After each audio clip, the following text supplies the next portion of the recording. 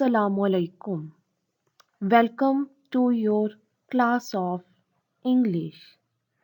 आज के लेक्चर में हमने goodbye mister Chips novel को एंड करना है। Goodbye mister Chips novel के 16 लेसन्स हमने कर लिए।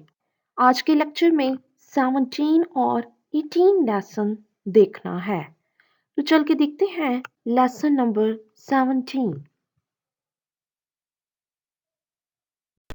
लेसन नंबर 17 देखते हैं। अब novel goodbye mister Chips अपने एंड की तरफ जा रहा है। 1933 का ये ईयर है, an evening of November 1933।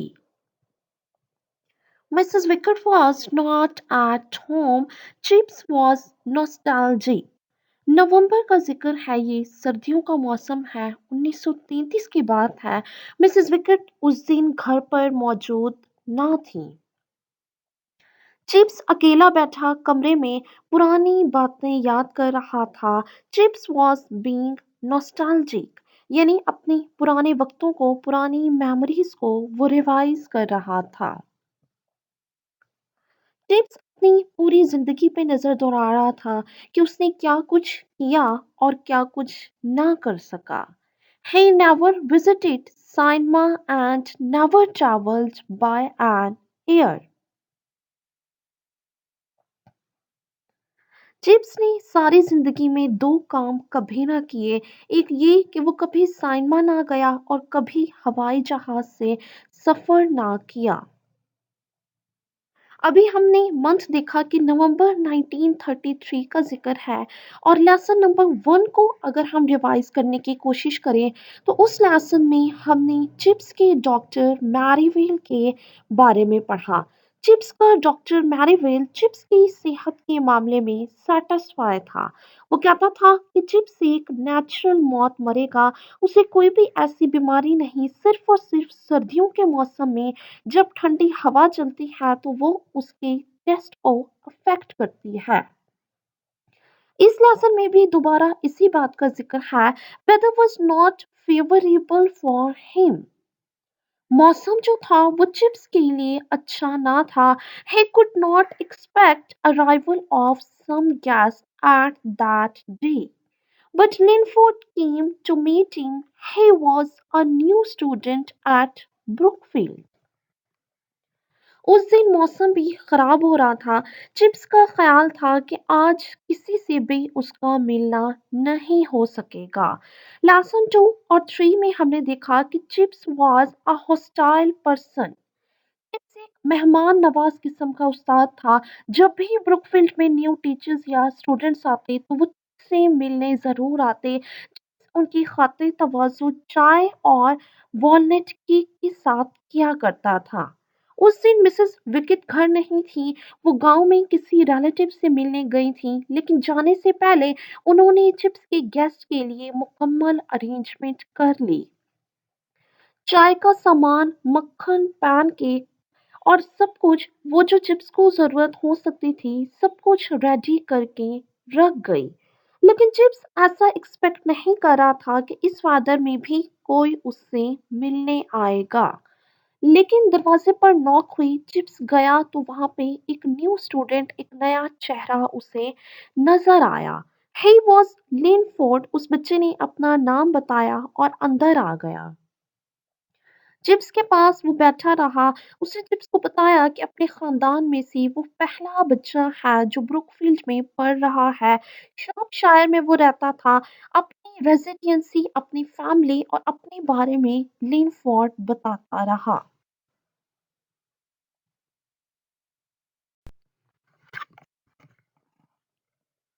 Linford came and met with Chips. He talked about many issues. Chips shared his experiences at Brookfield. Linford Chips से मिलने आया, चिप्स के पास बैठा रहा और उससे बहुत सी बातें शेयर की। चिप्स ने भी उसके साथ अपनी ब्रुकफील्ड में होने वाले तमाम तर एक्सपीरियंसेस शेयर किए। चिप्स ने उसे समझाया कि उसे ब्रुकफील्ड में खौफज़दा होने की ज़रूरत नहीं है। आहिस्ता-आहिस्ता वो ब्रुकफील्ड में एडजस्ट हो जाएगा, ब्रुकफील्ड के मामलात को समझ लेगा। फिर चिप्स ने अपना as an teacher experience share किया कि जब उसने एज़ अ टीचर ब्रुकफील्ड में पहली क्लास ली तो वो किस तरह परेशान, खौफज़दा था। लेकिन आहिस्ता-आहिस्ता वो सब कुछ सीख गया, सब कुछ डील करता चला गया। चिप्स और लिनफोर्ड ने काफी टाइम बैठ के बातें की, एक दूसरे के बारे में मालूमात को एक्सचेंज किया। उसके बाद लिनफोर्ड जाने लगा तो चिप्स उसको छोड़ने दरवाजे तक गया। When Linford was going, he said, "Goodbye, goodbye, Mr. Chips." लिनफोर्ड जब दरवाजे से बाहर जाने लगा तो उसने चिप्स को इन वर्ड्स में खुदा हाफिज कहा। He said, goodbye mister Chips. अगर हम रिमेंबर करने की कोशिश करें तो ऑलमोस्ट लेसन 5 या लेसन 6 का जिक्र है कि चिप्स और उसकी वाइफ शादी से एक रात पहले जब चिप्स उसे उसकी आंट के घर छोड़ने गया तो कैथरीन ने उस रात पे चिप्स से यही कहा था कि मैं तुम्हें क्या बुलाऊं, मिस बुलाऊं या सर बुलाऊं। फिर उसने कहा कि मिस्टर चिप्स कहना है सूटेबल होगा। देन शी सेड कि ये हम आखिरी दफा बिछड़ रहे हैं, नेक्स्ट हमारी शादी हो जाएगी, ऐसा कोई भी सीन नहीं होगा। तब उसने चिप्स से कहा कि आखिरी दफा तुम्हें अलविदा कहती हूँ, goodbye mister chips.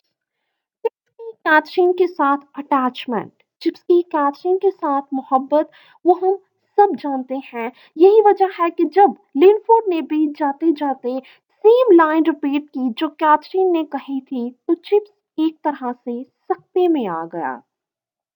Chips sat with those words echoing.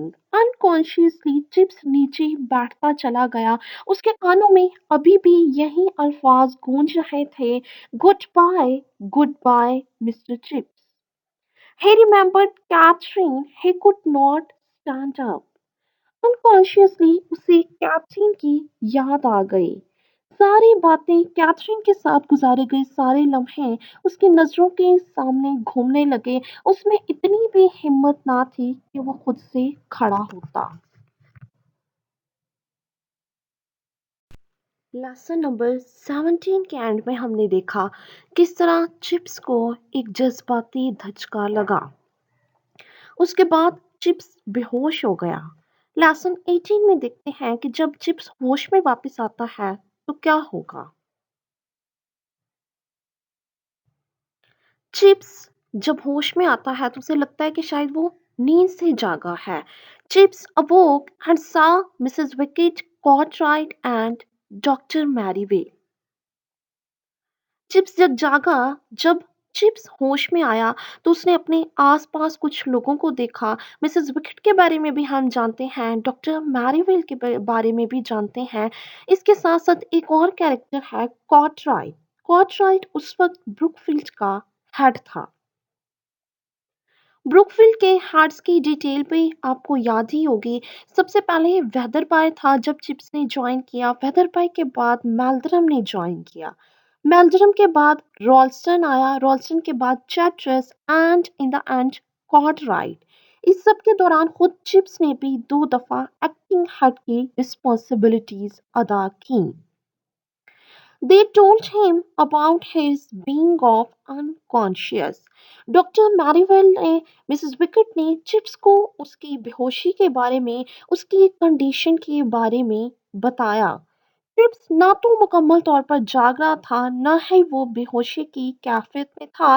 He was in a condition of in between state. ऐसा लगता था कि वो किसी दरमियानी सूरत हाल में है। Cartwright, Merivale, and Mrs. Wicket talked about Chip's married life. ये तीनों लोग वहां खड़े की मैरिड लाइफ को डिस्कस करने लगे, जिसकी जिंदगी को डिस्कस करने लगे। उनका ख्याल ये था कि शायद कॉर्टराइट का पॉइंट ऑफ व्यू था कि चिप्स को वारा था, चिप्स के कोई बच्चे, कोई फैमिली ना थी।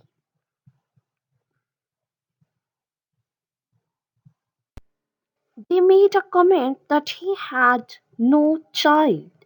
But Chips repeated that all the students were his children. वहाँ पे चिप्स उस वक्त मुकम्मल तौर पर होश की कैफियत में नहीं था, ना ही वो बेहोश था, ना वो होश में था। एक दरमियानी सूरत हाल का शिकार था वो। चिप्स सुन सकता था कि मैरीवेल कॉर्टराइट और मिसेस विकेट उसके बारे में क्या बात कर रहे हैं। जब चिप्स ने ये सुना कि ये कहा जा रहा है कि उसके कोई बच्चे नहीं, तो चिप्स ने उन्हें समझाने की कोशिश की कि ऐसा नहीं है कि चिप्स के बच्चे नहीं हैं, चिप्स की औलाद नहीं है।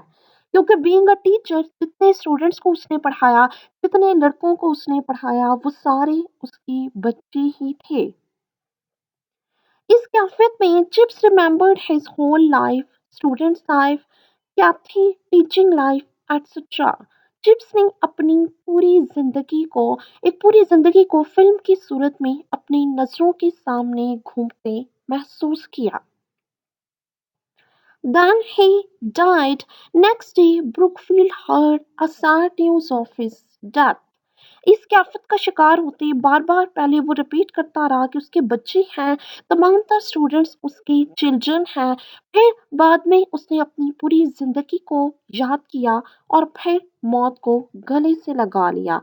अगले दिन ब्रुकफील्ड को एक दुखी खबर सुनने को मिली कि चिप्स इस दुनिया में नहीं रहा। Hope so novel goodbye mister Chips आपको समझ में आया, कैरेक्टर्स आपको क्लियर हैं, स्टोरी क्लियर है। ऑल द बेस्ट, अल्लाह हाफिज।